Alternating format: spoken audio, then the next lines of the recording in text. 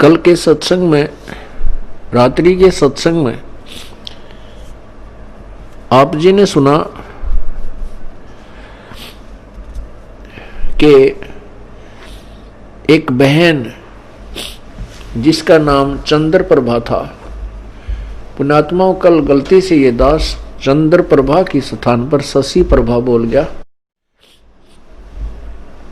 उच्चत से उतर गई थी उनका नाम जो है बहन बेटी का, क्योंकि उस आत्मा के कई जन्म हो चुके हैं और कभी वो एक जन्म में शशि प्रभा भी रही है। जैसे कबीर परमात्मा ने कभी विष्णु जी की महिमा गाते हुए तो साथ में कृष्ण भी बोल दिया है, क्योंकि कृष्ण भी विष्णु ही था।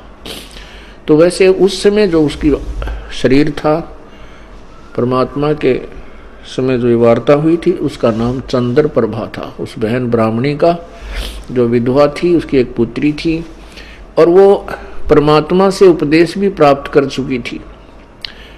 दास आपको बार बार यही समझाने की चेष्टा कर रहा है कि जिस समय परमेश्वर स्वयं आए थे, उस समय अशिक्षित जनता थी, अशिक्षित श्रद्धालु थे और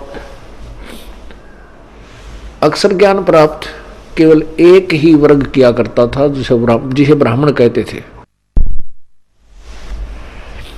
यही कारण रहा था कि वो बहन कितनी श्रद्धालु थी, प्रभु को चाहने वाली थी, परंतु उसका जो उद्देश्य था वो बिल्कुल गलत था।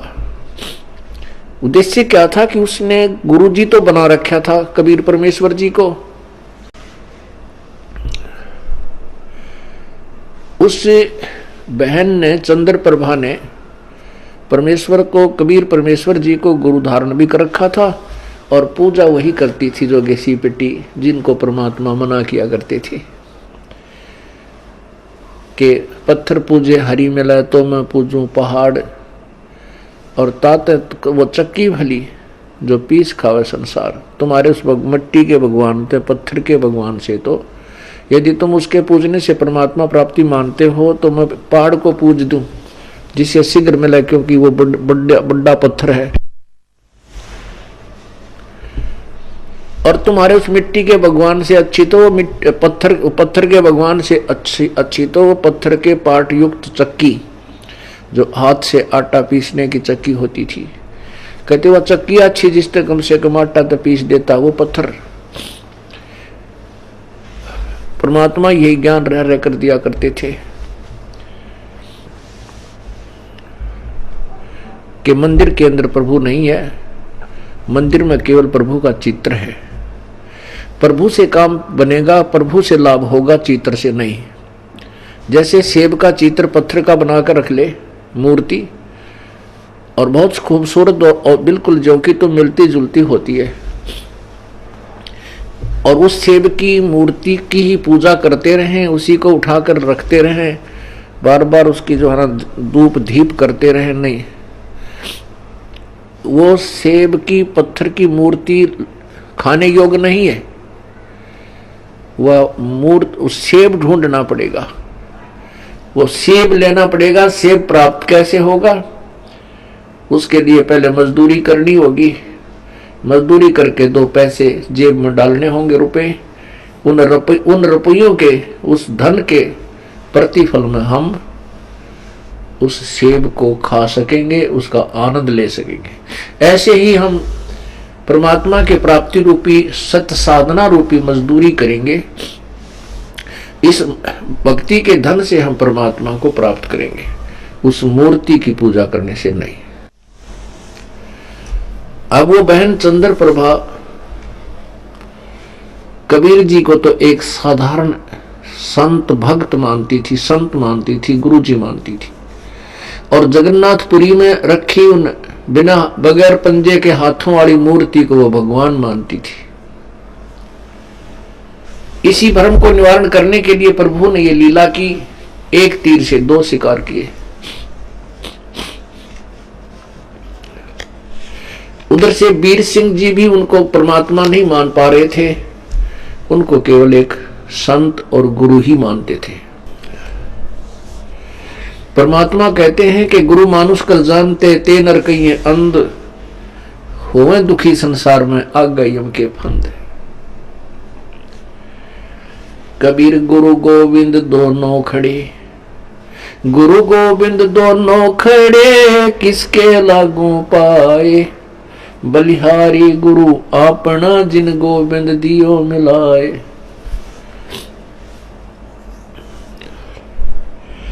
कबीर हरि के रूठता, गुरु की शरण में जावे, कहे कबीर गुरु रूठ गए तो हरि ना होत सहाय।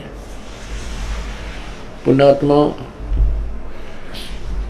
हमने परमात्मा गुरु जी को परमात्मा मानना पड़ेगा।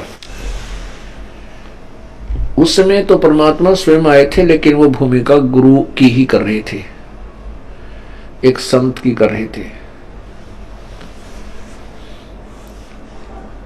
और उस समय परमात्मा स्वयं आए हुए थे तो भी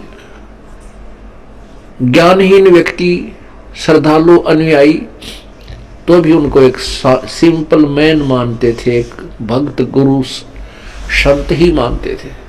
क्योंकि ऐसे शिक्षित व्यक्ति जो होते हैं वो ज्ञान के तह तक नहीं पहुंच पाते।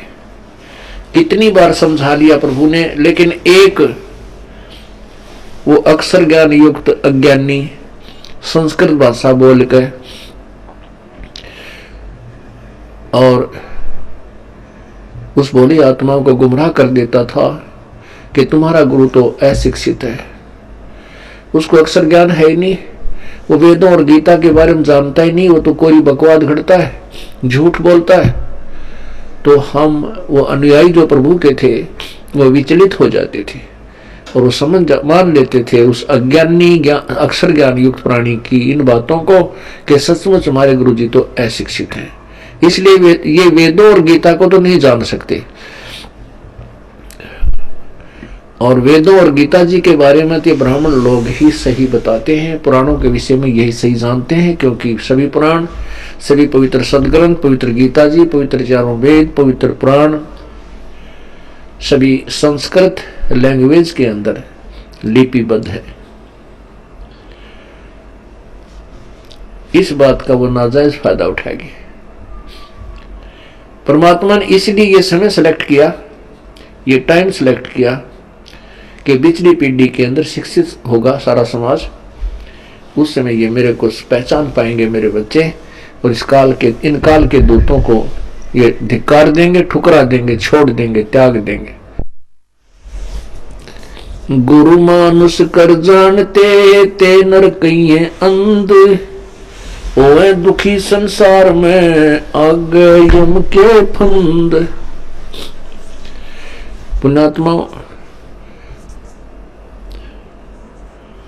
अज्ञान की इतनी गहरी छाप हमारे ऊपर हो चुकी है कि हम परमात्मा की परिभाषा से अपरिचित हैं। हम परमात्मा को निराकार मानते हैं। ये अज्ञानी संत, ऋषि, महर्षि और गुरुजन परमात्मा को निराकार बताते रहे, जबकि हमारे सब सदग्रंथ और जिन महापुरुषों ने परमात्मा के दर्शन हुए उन्होंने अपनी अमृतवाणी में परमात्मा को साकार बताया है और मनुष्य सदृश बताया है, मनुष्य जैसा। लेकिन उनके शरीर के मटेरियल में और हमारे शरीर के मटेरियल में बहुत अंतर है। परमेश्वर का शरीर तेज पुंज का है, उनके शरीर की शोभा बहुत ही अधिक है। करोड़ सूर्य और करोड़ चंद्रमा की मिली जुली रोशनी भी उनके एक रोमकूप की रोशनी से फीकी है। वो साकार हैं और मनुष्य सदृश हैं। परमात्मा के उस स्वरूप को